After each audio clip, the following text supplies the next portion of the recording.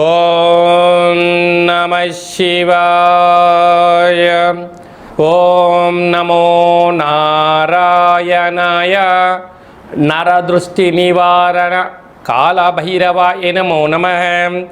ఓం దిగంబరాయ విద్మహే హంసవాహనాయ ధీమహి తన్నో కాళభైరవ ప్రచోదయాత్. హరి ఓం.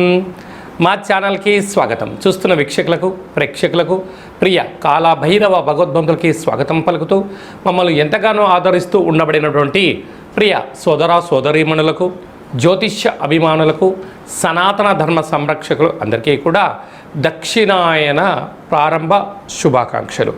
దక్షిణాయనం అనగానే సకల దేవతల యొక్క ఆరాధన, సత్ప్రవర్తన, జీవన విధానంలో మనం ఏదైతే అనుకుంటామో దేవతారాధన చేయడం వలన అనంతమైన శక్తి కలిగి విద్యలో, వృత్తులో, ఉద్యోగాల్లో, వ్యాపారాల్లో అనంతమైన విజయం సాధించడం కోసము చాలా ముఖ్యమైన సమయంగా భావించగలగాలి.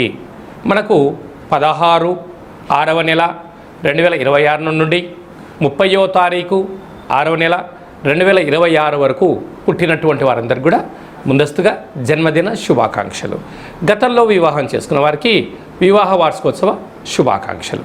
ద్వాదశ రాశుల్లోని గ్రహ గమనాల్ని ఓసారి పరీక్షిద్దాం.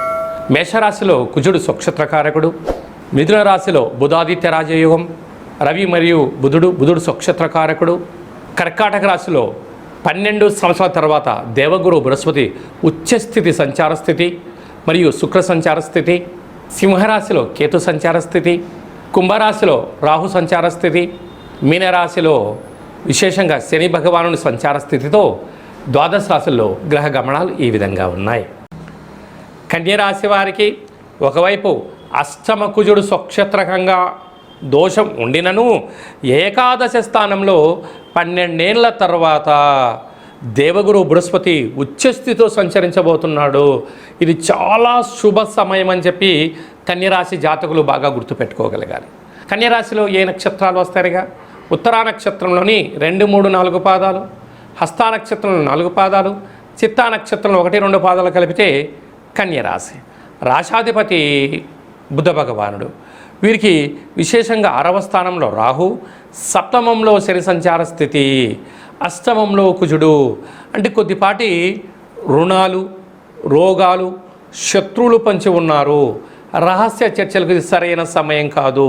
వీలైనంత వరకు మౌనము, ధ్యానము, ఏకాగ్రత, సత్ప్రవర్తన అవసరము. అలాగా విశేషంగా మంగళవారం రోజున, అష్టమి తిథి యందున, పూర్ణిమ తిథి యందున ముఖ్యమైనటువంటి పనులను వాయిదా వేసుకోండి. దూరావాయు జల ప్రయాణాలలో ప్రమాదాలు పొంచి ఉన్నాయి, తస్మాత్ జాగ్రత్త. అలాగా వీళ్ళకు చాలా కాలం తర్వాత బుధాదిత్య రాజయోగం రాజ్యస్థానంలో ఉండడం, ఉద్యోగ ప్రయత్నం చేస్తే విజయం సాధించడం, ఏకాదశి స్థానంలో 12 ఏళ్ల తర్వాత దేవగురు బృహస్పతి ఉచ్చస్థితిలో కర్కాటక రాశిలో సంచరిస్తున్నాడు కనుక ఎన్నో రోజులుగా మీరు సొంత ఇంటి కళ నెరవేరబోతుంది. భూములు, గృహాలు, వాహనాలు, షేర్లు, క్రయ విక్రయాలలో ఆనందకరమైనటువంటి జీవితాన్ని పొందబోతున్నారు. కనుక వీలైనంత వరకు ఎదిగే కొద్దీ ఒదిగి ఉండాలి. సత్ప్రవర్తన అవసరం, ఆధ్యాత్మిక చింతన అవసరం. కనుక పుష్కర స్నానం, దేవతా దర్శనము ఉత్తమమైన ఫలితాన్ని కలిగిస్తుందని చెప్పి గమనించాలి.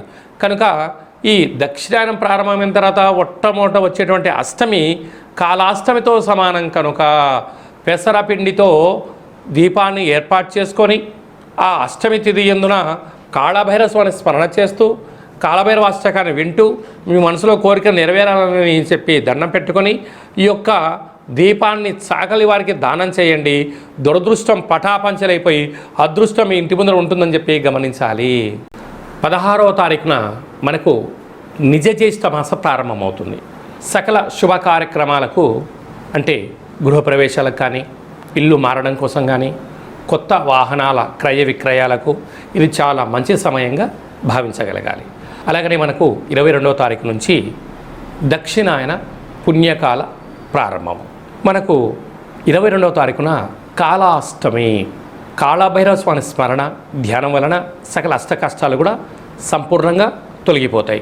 27వ తారీఖున శనివారం రోజు శని త్రయోదశి, శని భగవాన్ యొక్క స్మరణ ధ్యానం వలన అఖండమైనటువంటి అష్ట కష్టాలన్నీ తొలగిపోయి అష్ట ఐశ్వర్యాలతో భోగభాగ్యాలతో ఏకచక్రే మహాభోగి యోగతత్వము కలుగుతుందని చెప్పి కూడా గమనించాలి.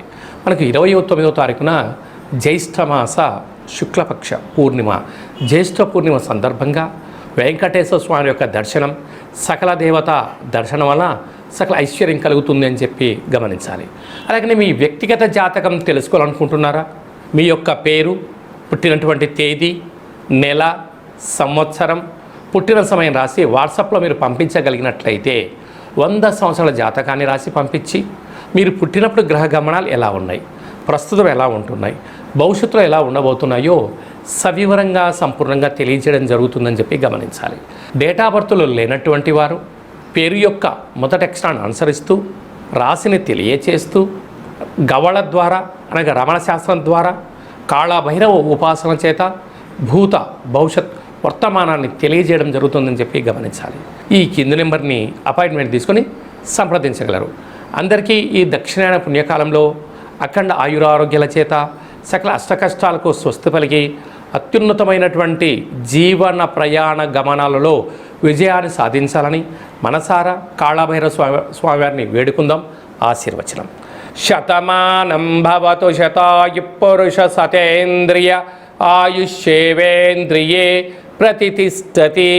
ధనం ధాన్యం బహుపుత్రలాభం శత సంవత్సరం దీర్ఘమాయు. సర్వే జనా సుఖినో భవంతు.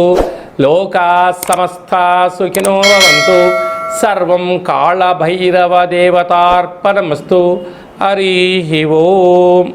ఈ వీడియో మీకు నచ్చినట్టయితే ఈ యొక్క వీడియోను లైక్ చేయండి, షేర్ చేయండి, మా ఛానల్ని సబ్స్క్రైబ్ చేయండి. ఆధ్యాత్మికమైనటువంటి భక్తి సమాచారం కోసం అందరికన్నా ముందుగా మీరు తెలుసుకోవాలి, వినాలి అనుకుంటున్నట్టయితే గంట సింబల్ ప్రెస్ చేసి ఆల్ బటన్ కూడా ప్రెస్ చేయండి. ఈ భక్తి సమాచారాన్ని భగవద్బంధులకు, మిత్రులకు, స్నేహితులకు చేరవేసి హిందూ ధర్మాన్ని కాపాడండి.